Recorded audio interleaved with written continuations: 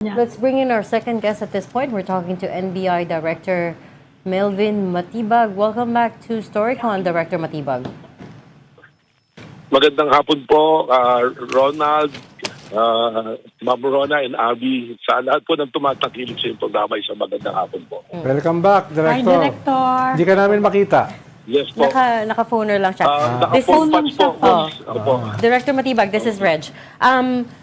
We called you back to the show because you held a press conference earlier today saying that there was a retired general that recruited 103. Was it 103 individuals? Kasama na doon yung 18 alleged Marines and that this retired general recruited them to be part of Zaldico's security. Could you give us more details on that? Yeah, just to be clear, siya yung retired general po, we were able to pinpoint na siya yung in charge na nag-recruit ng security for the group of Zaldico, o former Congressman Zaldico. Siya po yung in charge. So, siya po yung may kilala doon sa 103 na yon na allegedly mga ex-marines, ex-military, meron nasa active duty na police at meron pong mga private citizens lang po. What is Si the... retired general po, empleyado din siya ni... Opo. Kasi retired na naman eh. Naging empleyado din siya ni Zaldico. Is he the head of security or what? Sa verification po namin, he is employed by the company of, one of the companies of former Congressman Zaldico. So he For himself... security, no? Parang yung bodyguard na yan, ano? Ganon Opo, yan. yung pong private security po ni Zaldico, and those people who are working for Zaldico. And why is that noteworthy, Director Matibag? Oh, wala namang illegal doon, di ba, Director? Wala naman po, pero ibig sabihin, it will give us a lead kung sino rin yung mga nakausap at nakakausap. Although we have information na when Zaldico left the country, may mga bilan sa kanya. Yung po yung isang angulo tinitingnan namin, may mga bilan to take care of that 103. At lumalabas po, mukha yatang nagkaroon ng problema kung bakit na parang nagkagulo-gulo po yung 103 na to. Sorry, sino nagbilin kay Zaldico to take care of the 103? Si Zaldico po nagbilin dun sa 103 na security personnel kasi General. supposed to be yung contract po ng 103 na yan ay dapat 2 years. So binili na si General na take care of these people, magpabayaan yung bago siya umalis at mukhang hindi po yata yun yung nangyari kaya nagkaroon ng ganito. So, linawin ko lang, Director. Itong mga security na ito ay walang relasyon kay former Speaker Martin Romualdez. Lahat ito ay nakisaldi ko lang. Yung ba ang ibig niyo sabihin? Lumalabas po yung employment niya ay dumaan doon sa retired general at pumasok po sa mga kumpanya ni former Congressman Zaldico. At sila po yung nagdi-deploy kung kanino po dadalhin yung security. So Zaldico had... Director, yung general, is he a 4-star general? Kasi yun ang speculation ngayon eh. 4-star general daw yan. Retired general po siya from Philippine Army. Army. Okay. Yeah, 4-star Director, ba? bakit hindi pwedeng banggitin yung kanyang pangalan? Wala naman siyang ginawa na illegal pa. Well, hindi pa po namin nakukumpleto yung aming pag-profile sa kanya at pagkuha ng profile. And we are planning to subpoena rin po siya. So siguro po after namin masubpoena at magkaroon ng total investigation po at questioning, saka po siguro namin pwedeng banggitin po. So Na-involve na ba siya sa recent mass actions? Kasi may speculation ako sino yan eh. Na-involve Hello ba po? po siya sa mga recent anti-government actions? Yun po yung mga tinitinatang po namin, kaya hindi po namin pinapangalanan po. Okay. So what you're saying is these 103 individuals, kasama na yung 18 alleged Marines, were under the employee of Zaldico. Therefore, he was the one behind them. Pakiulit po. So you're saying all 103 individuals, sir, were employed by Zaldico, kasama na doon yung 18 alleged Marines? Tama po. Yung pong 103, yung po yung total na kinumpirma naman po sa Facebook post ni Atty. Balicod na 103 yan. At kasama po din yung 18 na allegedly Marines lahat na hindi naman po validated na namin na hindi naman po Marines lahat. When you say that you were going to subpoena them, that is for which investigation? Is it to find out the whereabouts of Zaldico, or is it to confirm the story that the 18 Marines gave? Well, ganito po, yung pong pag-subpoena namin sa mga yan, sa Marines, is based on the deputization of the Office of the Ombudsman for the NBI to investigate po yung pinasa po na joint affidavit ni Atty. Balicod sa Ombudsman po. So, kumusta naman yon yung investigation yon? Kasi si Ombudsman, early on, sabi niya, parang hindi ka panipaniwala eh. Kumusta yung investigation naman ninyo? Well, umuusad na po yan. Meron na nga po kaming mga nakausap noong Biyernes po, kasama nun sa isa sa mga sinumpinan namin noong Biyernes, nag-appear na po ang initial findings na nga po namin dyan. Doon sa 18, yung 8 ron, hindi naman po naka-assign kay Saldico. Doon po sa natawag namin, pinadmit niya na sa akin naka-assign yung 8 na yan. Yan po yung isa. Pangalawa po, we issued subpoena ducis tecum sa air taxi kung saan sinasabi ni Sergeant Tube na merong magkasama si Sergeant Tube at si Saldico na nagpunta silang Ilocos, naghatid ng pera sa bahay ng ating presidente doon sa Ilocos. Kung nag-issue na po ng certification ang air taxi na sa flight lag po nila mula 2023 hanggang 2025 ay never pong magkasama na lumipad si Sergeant Tube at si former Congressman Saldico. Yun po yung isa na naging findings namin. Meron pa po kami yes po. What about yung mga delivery ng cash? Kasi sobrang laki nung mga binabanggit nilang amounts eh. Meron na bang any progress on that one? Yung mga nasa maleta, nasa bag, nasa whatever. Well, we have informations also na yung mga pictures at nagtataka rin nga kami, may mga pictures ng maleta pero yung personalities na binanggit never naman lumabas doon sa litrato. Yung mga nakikita pong pictures, mga maleta na ganyan. So, yun po yung tinitingnan. Let me be clear po, ganito po yung ginagawa ng NBI ngayon. Kasi marami nagsasabi ba't ang iniimbestigahan yung 18? Hindi po namin iniimbestigahan yung 18. Ang iniimbestigahan po namin ay yung kabuuan ng istoryang inilabas nila.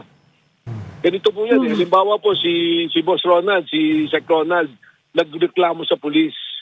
Di mo ba, pag nagreklamo siya, ang unang ginagawa ng pulis, tinatanong siya, tinukuhaan siya ng statement. Tinitingnan yung mga sinabi niya at pag nakitang parang may katotohanan to yung inireklamo niya yung sunod na tinatawag. Ganun po yung procedure na ginagawa namin dyan. Hindi po yung sinasabi na ginigipit namin yung mga Marines. Yung pong sinabi ko rin na anggulo na maaring biktima sila ng pagiging mahirap nila under duress yung kanilang statement. Pag sinabi naman pong under duress, hindi lang naman po tinakot eh. Kung may monetary consideration, appreciated yung concept mo. So, sir, kaya kung po nililayout yung sinabing may binilin, ang lead nga po namin, merong binilin na alagaan yung 103 na to, kaso mukhang hindi na ibigay yung supposed to be na mabibigay sa kanila. Ang sinasabi mo, Director, parang disgruntled sila dahil hindi sila naalagaan. Yun yung direksyon. Kasama na po yan. Kasama na po yan at amin po tinignan yung kanilang mga lugar, yung tinitira, nakita po namin yung katatayuan ng buhay nila. Sa ngayon you po. said hindi nabigay yung dapat ibigay. What was it supposed to be? Ano yung dapat ibigay, sir? Allowance. Meron pong promise na kahit na wala na si Saldico, yung dapat na sweldo nila buwan-buwan ay nabibigay at kung ano yung mga dapat pang mga babigay sa kanila. So ibig sabihin, nawalan po ng hanap buhay itong mga to, nawalan ng pera. What is noticeably na-notice po namin dito, kung makita nyo po yung joint affidavit, may mga pinangalanan silang kasama nilang security personnel. And when we check it, active duty pa po itong mga to. So ibig sabihin, itong mga to, may mga trabaho pa. Maayos pa yung mga buhay nila dahil sumisweldo ng maayos pa rin doon sa kanilang trabaho. Ito po yung mga hindi sumama doon sa 18 kasi ganito po yan eh. Yung 103, kinausap yan, 38 yung pumayag. Yan po yung isang validation namin dyan. Doon sa 38, 18 yung lumabas. Kaya nga sabi ko, mukhang may lalabas pa yata na 20 or so, ganyan. Kaya nga po mayroon pa naging schedule ulit yan kahapon sa Club Filipino eh. Ang monitoring po namin sa Open Intel report sa amin, supposed to be may lalabas ng kahapon, nagbago na lang, naging political rally na lang po yung kahapon. So kung may 18 na lumantad, meron 20 na posible Na dapat, na na lumantad. posible pa dapat. So meron ka pang Opo. mga 65 na ano Na na status hindi po nun? sumama. Oh, ano nga? Anong Hindi status po nun? sumama yun. Yes. May Ano? mga nakakausap na po kami ron to willing to give statements din po. Yung iba po natatakot, gusto na lang umuwi ng probinsya. Yun naman pong dapat nalalabas, natakot na rin. Ito po yung napaka-coincidental na makita nyo eh. Nagsasalita sila, willing kaming humarap lahat ng investigasyon. Handa kaming lumaban, ganyan.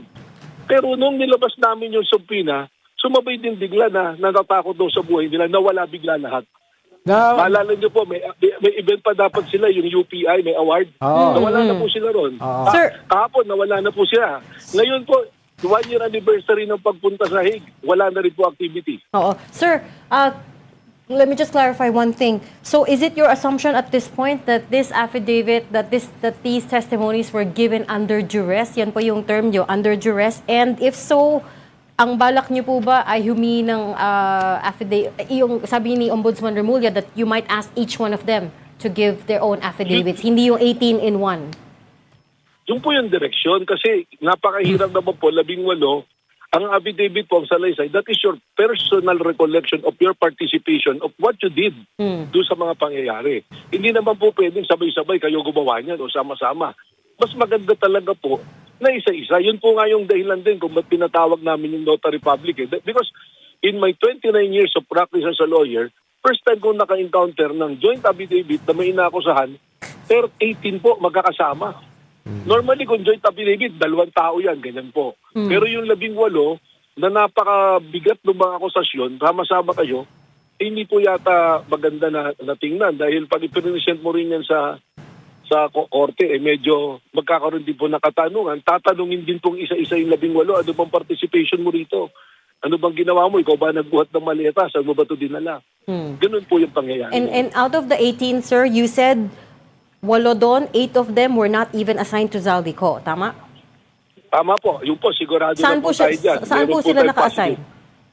May inassignan pong tao na PR man po na ginagamit po ni former Congressman Saldico. At So, I'm sorry, wag niyo na po munang tanungin yung pangalan at hindi ko rin po sasabihin for safety reason po ng tao. parang alam na namin, sir. Joke lang.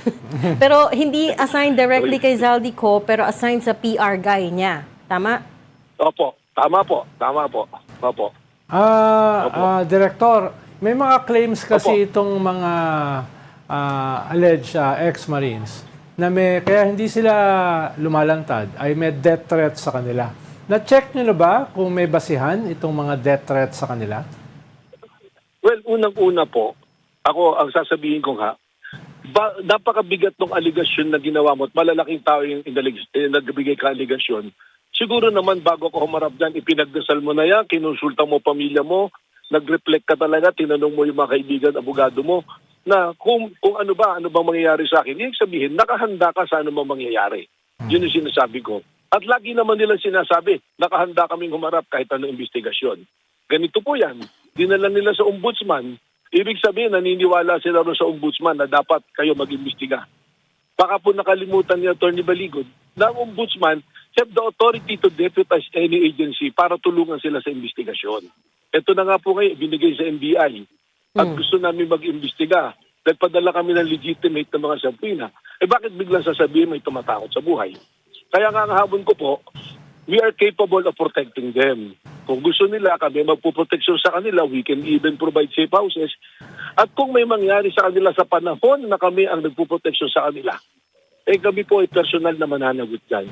Mahirap naman po kasi yung parang maglalabas ka ng aligasyon, tapos sasabihin mo, wala kang pinagtitiwalaan na ahensya ng gobyerno. Gulo po ang hinahanap natin kapag ganun po. Pero kung sakali, willing kayong bigyan ng security itong mga taong ito? Willing po. We are very much willing to do that. At meron naman po kami facilities at able men and women of the NBI to do that.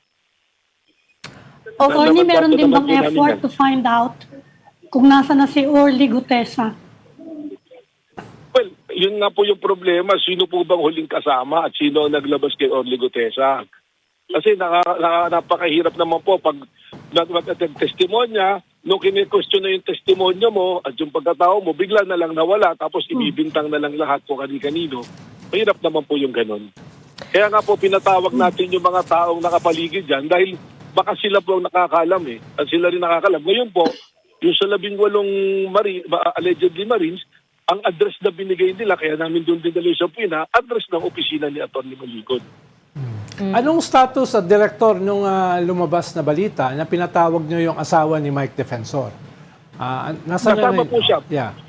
Bukas po yan. Bukas po lahat yung bukas pa. 18. Ah. Bukas po yung 18, bukas po si Mike Defensor, yung asawa po niya, si Atty. Maligod, bukas din po. Yung presidente po ng Club Filipino, bukas din. Sa Biyernes naman po si Pastor Ephraim Tindero, pinatawag din po namin. So, of the 25 people who were already subpoenaed, you're expecting all of them to turn up tomorrow, sir, kasama ng 18 Marines? I was hoping po, I think as a lawyer, si Atty. Maligod, he should advise your clients na dapat dumalo tayo rito. Pero Kasi dinala niyo po yung kaso sa ombudsman Ibig sabihin, you submitted to the jurisdiction of ombudsman, then you will participate in every stage of the proceedings of the ombudsman.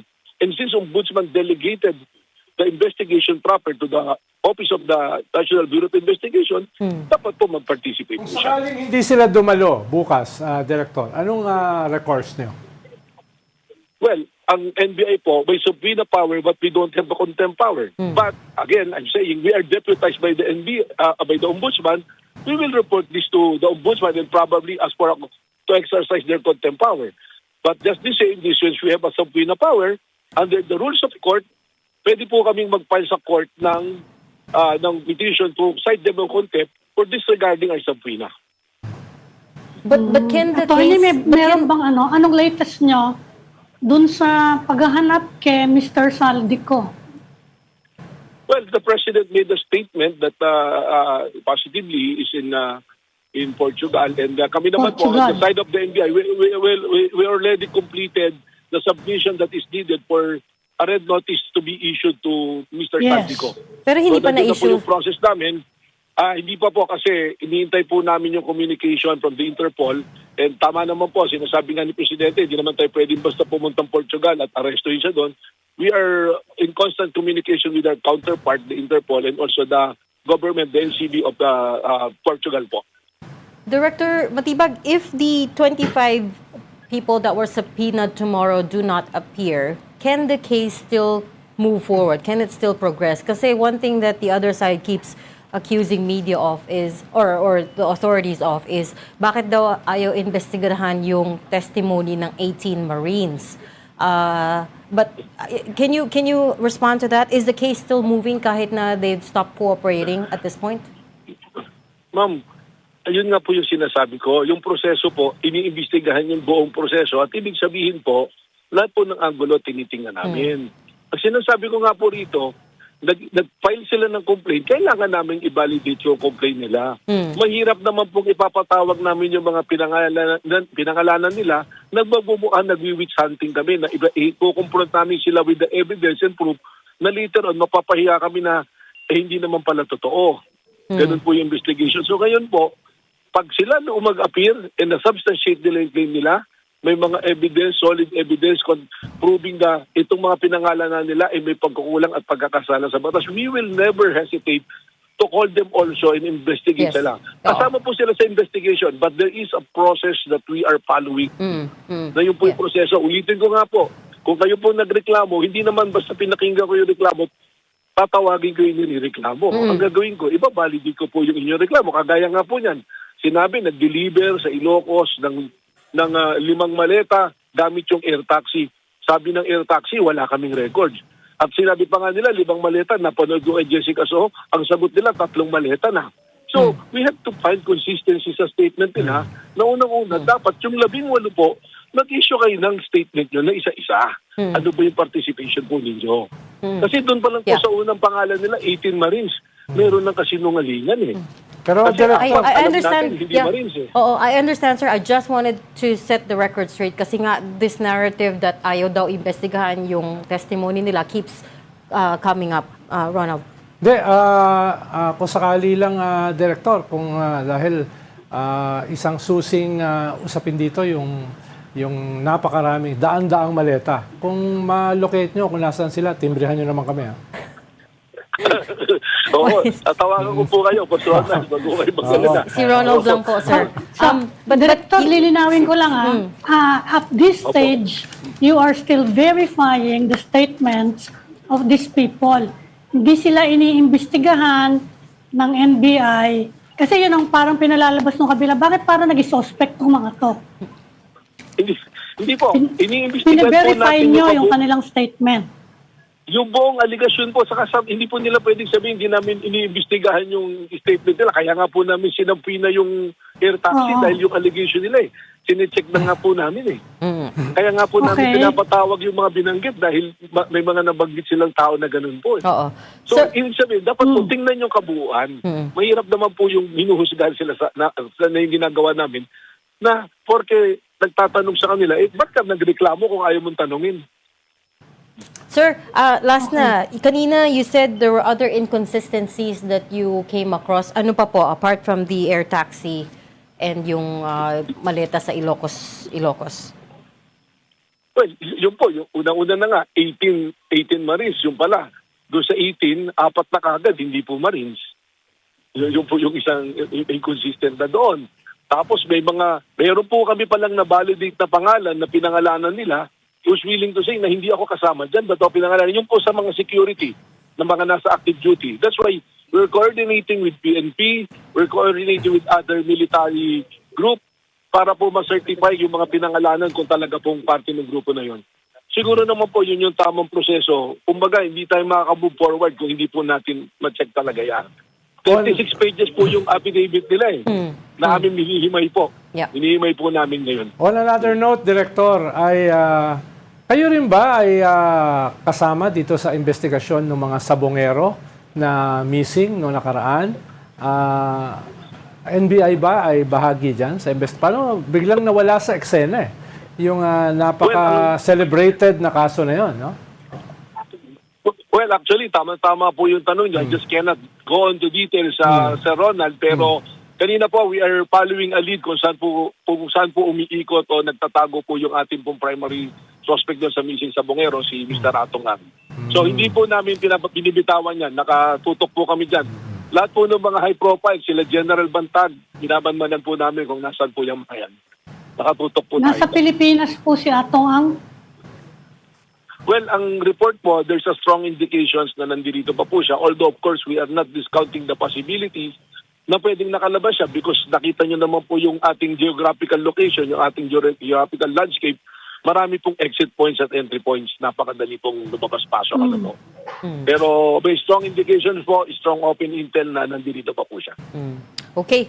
We'll leave that there. Thanks so much for talking to us. Balitaan nyo kami tomorrow after tomorrow's hearing or meeting with the Yes, po. subpoenaed individuals. Salamat, sir. NBI Director Melvin Matibag. Salamat, Director. Thank Maraming you, salamat po. Director. Magandang hapon po. Thank you po.